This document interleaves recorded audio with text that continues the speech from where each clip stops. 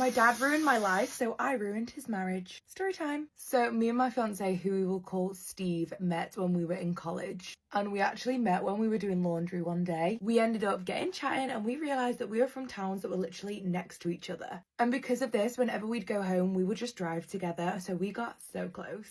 Because of how close we all were, it was very, very important that we all introduced everyone's families to each other, and they got on so well to start with. A little bit too well, if you ask me. Now, I was actually a year ahead of Steve, so when I graduated, I moved back home because I got a really good job there and it had amazing pay, so it was like a little bit of a no-brainer. And then when the time came when Steve was done with school, because of how well we all got on, he moved in with my family. And then after about 3 years of living together, Steve actually proposed. So now for the part you're all here for. Retrospect is an absolutely brilliant thing because looking back, there are so many weird things that happened that I just wasn't picking up on. You know, I just thought it was my dad welcoming my new boyfriend into the family. For example, my dad would call Steve all the time. And I mean all the time.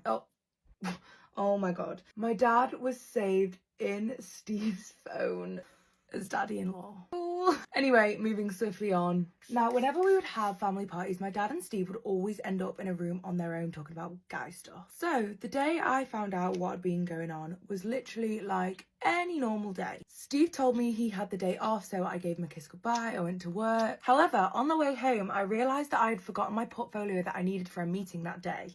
I just sort of made the decision that I would go home on my lunch break to get it. Lunch came around and I didn't really think about messaging Steve to be like, hey, I'm coming home to grab this. I just thought I'll just go and get it. However, when I pulled into our apartment building, oh my God, that's literally just squirted all up me. Brilliant. So I pull up into my building and I see my dad's car there. Again, I think nothing of it.